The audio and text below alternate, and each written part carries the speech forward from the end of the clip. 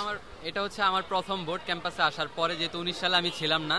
তো প্রথম ভোট এত সুষ্ঠু একটি ভোট হচ্ছে, এই জন্য প্রথমে আমরা আমাদের প্রশাসনকে অনেক অনেক ধন্যবাদ জানাই। এবং আমি ভোটের ক্ষেত্রে যদি বলতে চাই, আমি প্রথমেই যোগ্যতা নির্বাচন করেছি, কে যোগ্য প্রার্থী আছেন। যোগ্য ক্যান্ডিডেটদেরকে আসলে খুঁজে পাওয়াটা অনেক ইজি, যেহেতু অনেক ক্যান্ডিডেট, প্রায় আমাদের 1750 ক্যান্ডিডেট টোটাল। কিন্তু সেক্ষেত্রে আমরা যোগ্য প্রার্থীকে খুঁজে পেতে হলে আমরা যদি একটু বিচার বিবেচনা করি, অ্যানালাইজ করি, তাহলে আমরা পেয়ে যাচ্ছি। তো সেক্ষেত্রে আমি যোগ্য ক্যান্ডিডেটদের দিকেই গিয়েছি। এদিকে আমার রুমমেট শাখাওয়াত জাকারিয়া ভাই আছে, ওনার ব্যাপারে না বললেই নয়।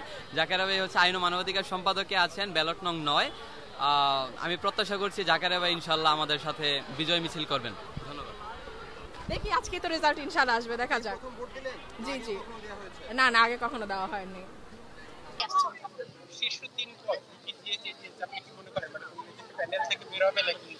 আচ্ছা, এখন এটার আসলে সম্ভাবনাটা অনেকাংশেই শেষ মুহূর্তে মনে হচ্ছে যে হতে পারে প্যানেল থেকে চলে আসতে পারে, কারণ প্যানেলদের একটা নিজেদের ঐক্যবদ্ধ মানে সংগঠনটা শক্তিশালী হয়ে যায় এবং শেষ পর্যায়ে অনেকে এখন নৈতিকভাবে হোক অনৈতিকভাবে হোক অনেক কিছুই করছে দেখছি। যেমন আজকেও আমাদের কিন্তু ভোটের নির্বাচনের যে প্রচারণার সময়কালটা, সেটা গতকালকে 7 তারিখেই রাতে 12টার মধ্যে শেষ হয়ে গেছে।